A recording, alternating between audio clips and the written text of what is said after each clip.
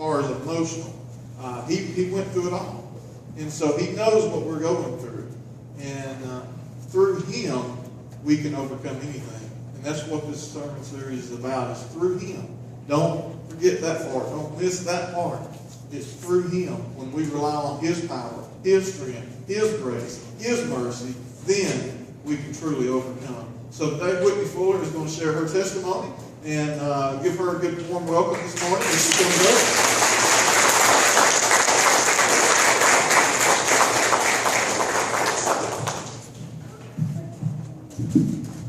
Thank you for sharing with us. Good morning. For those of you that don't know me very well, my name is Whitney Fuller. My parents are Bob and Debbie Fuller. They're both available. And I am married to Jamie Fuller. Yes, we have the same last name, but no, we are not related. We checked. Jamie really hates that, but I told him that it was a really good opening line. So we have 3 beautiful children, Riley, Susie Reese, and Rowan. And, oh Lord. When Scott asked me if I would be a part of this series, I was shocked and I was speechless. It's been almost 10 years, and I have never spoke to a group this large. I'm very nervous, and so if you'll just bear with me, I have asked those that I love the most to sit in the back so that I can't see them as easily. So today I'm going to be doing an awful lot of overcoming. Already this morning I've overcome the devil by getting my bunch dressed, fed, and here on time. And when I'm done today, I'm going to have overcome this fear that I've conjured up of speaking to you. So like I said, my name is Whitney Fuller, and I am a recovering addict. I choose the word recovering because every new day is a step towards recovery. I will have been sober from my horrendous drug of choice for 10 years on March 27, 2017.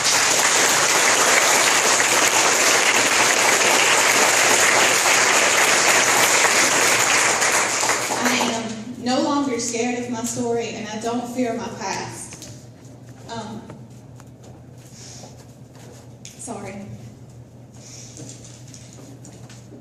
I've spoken to smaller groups before. I've spoken to people one-on-one, and I'm pretty open about it on Facebook. But as you well know, it's a whole lot easier to hide behind that computer screen and keyboard than it is to get up here in front of you. Especially those that you love the most, and those that you hurt the most. In my age group growing up, I had a large group of girlfriends. Most of us were close since preschool age or before. But there was a certain handful of us, a certain 5, that managed to get into anything and everything. And our drug use started in high school. Some of the first things that I can ever remember us doing were over-the-counter diet pills. This is when you could still buy ephedrine in the pill form. And we'd take handfuls of Yellow Jackets from the convenience store. Like most girls our age, we were obsessed with our body image, with being thin. As we got older, we moved into opiates, nerve pills, and pain pills. But I never favored anything that made me feel anything but wired. This won't drove me straight down the path towards methamphetamines. I was introduced to meth the summer of my junior year, and I completely threw my senior year away. I quit cheering. I quit being involved in any kind of activity. I quit caring that I went to school every day as high as a kite. I still managed to make good grades because schoolwork is something that has always came easily to me, and I was actively keeping my parents oblivious as to what was really going on. I wasn't afraid of anything because the only thing I really cared about was getting high. In March of my senior year, I lost a boyfriend to what was never publicly classified as drug-related, but I knew better. And I was the last person that the police could prove had spoken to him the night of his death, and I was taken to the Winston County Sheriff's Department for questioning. And as bad as that was, even that didn't sway me. If it did anything, it made me worse. The deeper I got, the more involved I became. I started meeting people, the right kind of people. knew what I wanted, I knew where to go, and I knew who to talk to. And I did manage to make it to enough college classes at Northwest to keep my nightlife intact and my parents off my radar. Then I met a boy, and this was not just every dream boy. Nobody could have told me any different. I was in what I thought was love, and what was even better is he knew even more than I did about the thing that I loved the most, and that was drugs. My life at this point took a rather large downward spiral. I left home. I stopped talking to my parents. And if I got up every day chasing a high, and if I even went to bed at night, it was because I had taken something to knock me out. And those 5 girlfriends that I mentioned earlier, they were still all actively involved. Some of us were a lot worse than others, but we were all in. And at this point in my youth, my boyfriend and I began selling in order to support ourselves. What we actually did was sell enough to support our own habits, and then we paid for anything else that had to be paid for. We lived out of my car, and I met all kinds of people.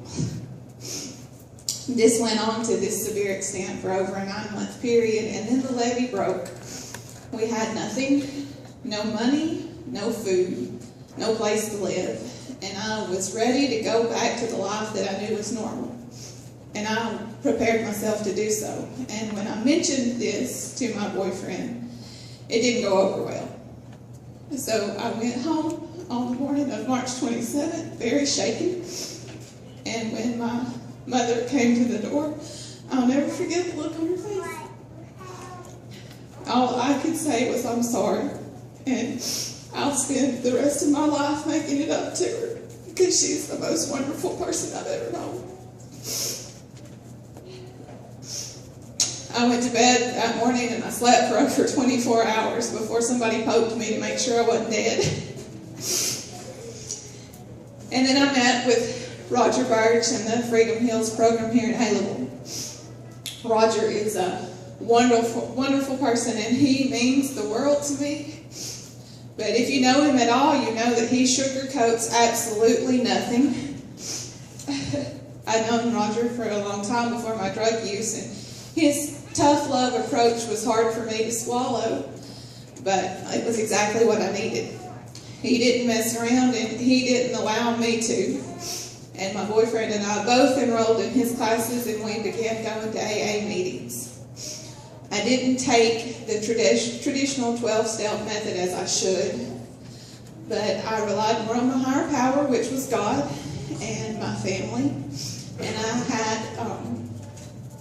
had the most wonderful support system.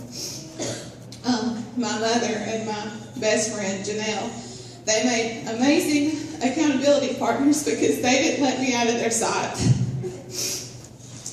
But I'm sad to say that that boyfriend still to this day has no control over his addiction.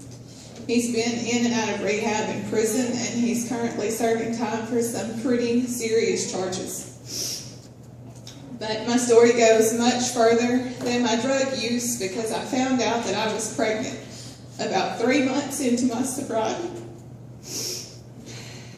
Because of my actions at the time, I questioned the baby's paternity. And I was open and honest with everyone from the very beginning. And once again, I had the most amazing support system. But I threw the biggest fits.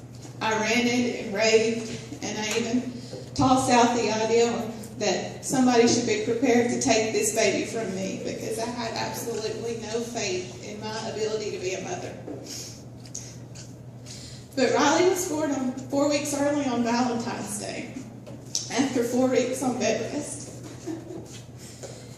And there was nothing easy about my pregnancy, and it didn't get any easier after delivery, because Riley was born with simian creases in his hands. And if you look at your hands, this line that goes across the top, most of yours are going to stop about halfway or 3/4 of the way. But Riley's do not. they go all the way across. And to those that don't know anything about simian creases, only 20% of the world's population that have them are not Down syndrome. So the next morning, it was awful. It was awful. I questioned God. Here I was in love with this tiny baby, and that He'd already turned my world completely upside down. And now this. But I think I prayed harder in those 2 weeks than I ever have in my entire life. I overcome every day. So for the past 10 years, I've been pretty busy. I got sober. I got pregnant. I did the single working mother thing for a while until God saw fit to literally drop Jamie on my doorstep.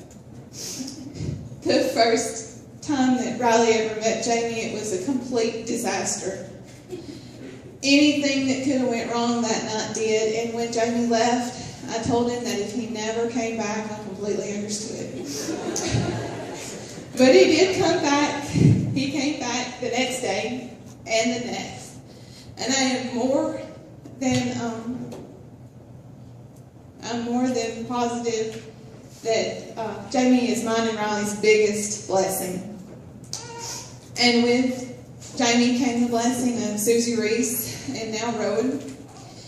And somewhere in these 10 years of trials and joys, God's created a whole new me. Because you see, I'm not always the type of person that chooses to see God right in front of me. But when I took the time to turn around and look back, He's always been in my corner. My drug use was dark and horrible and ugly. But my recovery has been full of the most beautiful blessings. Blessings that I am so undeserving of. But I'm confident that God gave me my husband, my children, and my family as a means to my survival. And I will walk in faith even when I cannot see. Thank you.